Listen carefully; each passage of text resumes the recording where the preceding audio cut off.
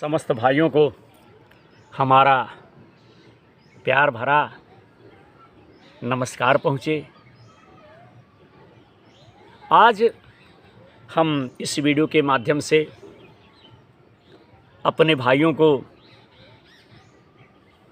जगदात्मा महेश पुरारी, जगत जनक, सबके हितकारी, विश्वनाथ ममनाथ पुरारी, त्रिभुवन महिमा विदित तुम्हारी, आशुतोष तुम अवधर दानी, आरति हरं दीन जन जानी, मंगल भवन अमंगल हारी, उमा सहित जहि जपत पुरारी।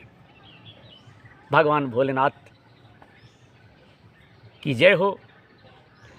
आज भगवान भोलेनाथ से संबंधित आस्था और विश्वास से संबंधित अपने भाइयों को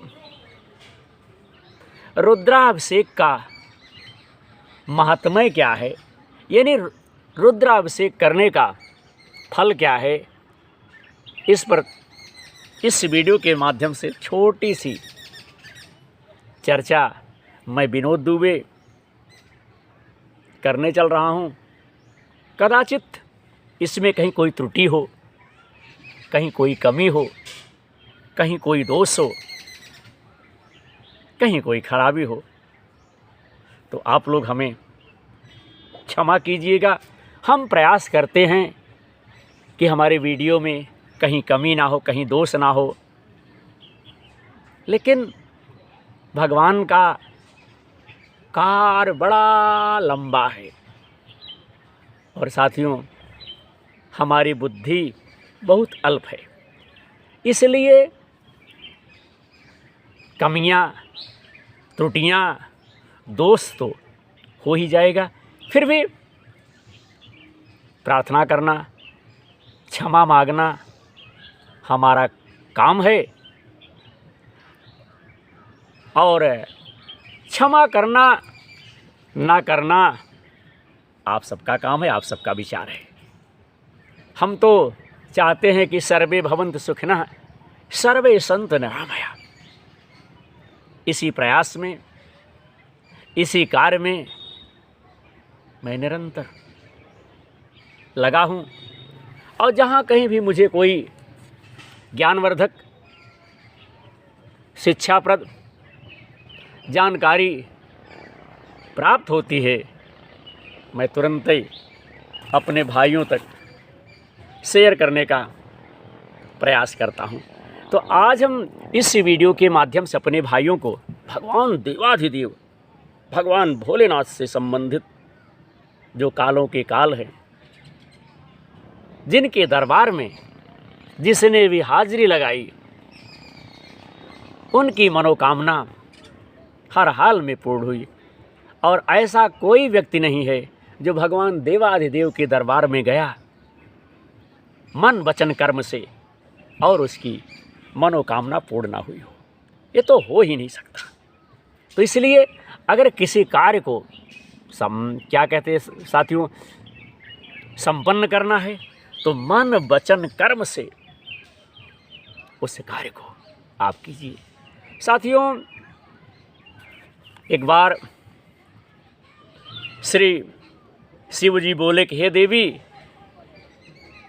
रुद्राभिषेक कर्म की महिमा को मैं कहता हूँ, मैं बताता हूँ। हे सुचव्रते, हे पार्वती, हे उमा, हे सती, हे देवी, पहले मैंने इसे सनक मुनि के लिए कहा था। सबसे पहले जिस रहस्य को मैं देवी आपसे कहना चाह रहा हूँ, हमने इसे सनक मुनि से कहा था।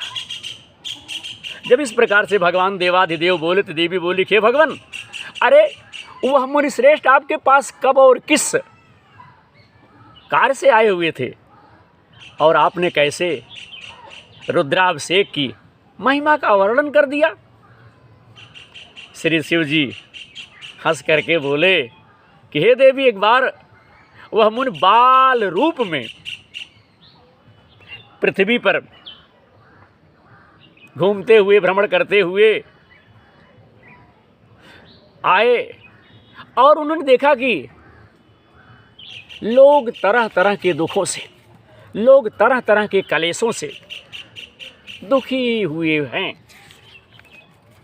और साथियों, साधु संत ऋषि मुनि का हृदय जो होता है बड़ा ही दयाल,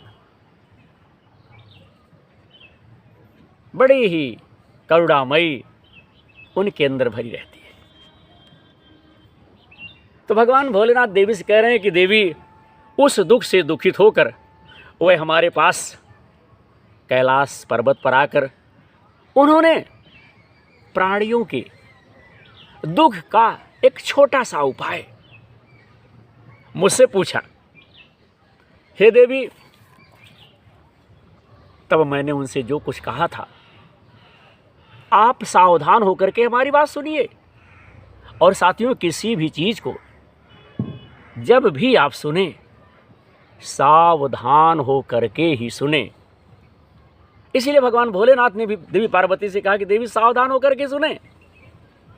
हे मुनिश्रेष्ठ, आपका दुख देखकर भगवान भोलेनाथ कह रहे कि देवी, मैंने उनसे कहा कि हे मुनिश्रेष्ठ, आपका दुख देख करके मेरा मन भी दुखी हुआ।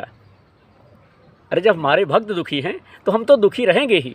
जब परिवार में पिता दुखी रहेगा तो परिवार के सदस्य भी दुखी रहेंगे, और जब लड़का दुखी रहेगा तो माता पिता दुखी रहेंगे। उसी प्रकार से भगवान भोलेनाथ ने कहा कि आपका दुख देखकर मुझे भी दुख हुआ।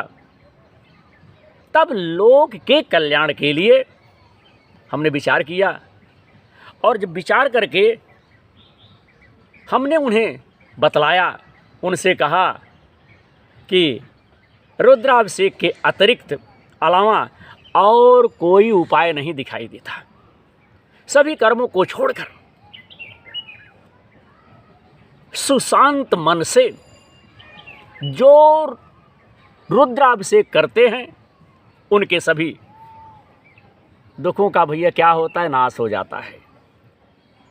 उनके विपत्तियों का जो है समाधान हो जाता है, खत्म हो जाती है या कहीं।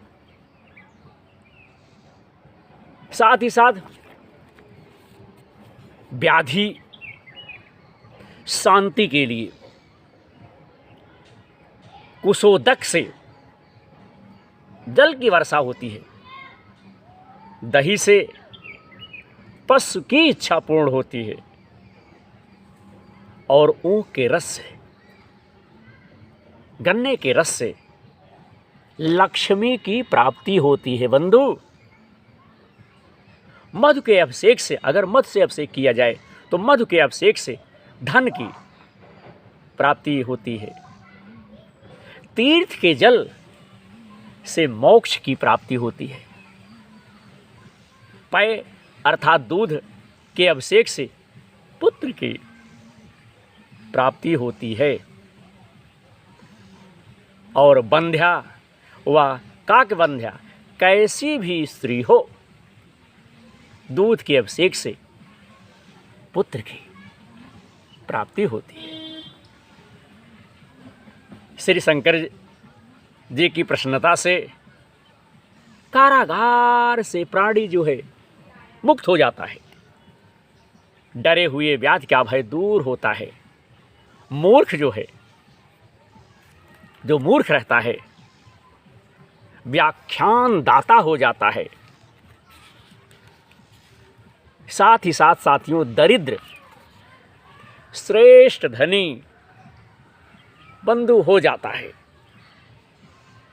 मूक गूंगा श्रेष्ठ वक्ता हो जाता है।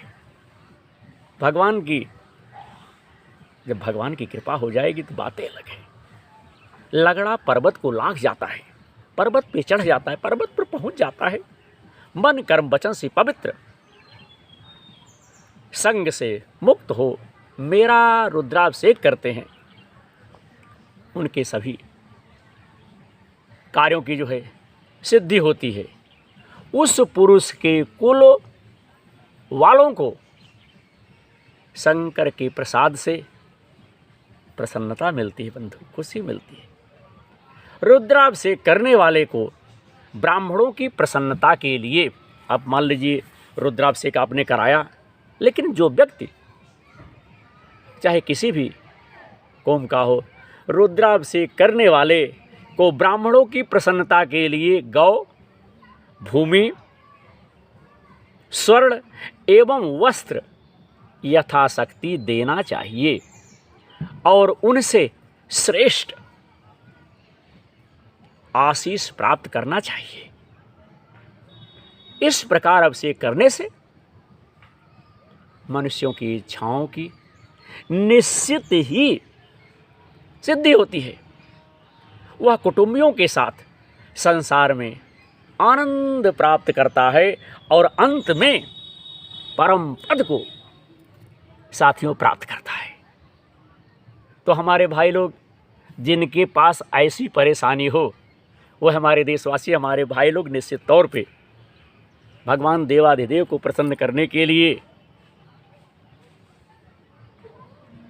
रुद्राभिषेक करवाएं और अपने जीवन को आप जो है धन्यमय बनावें।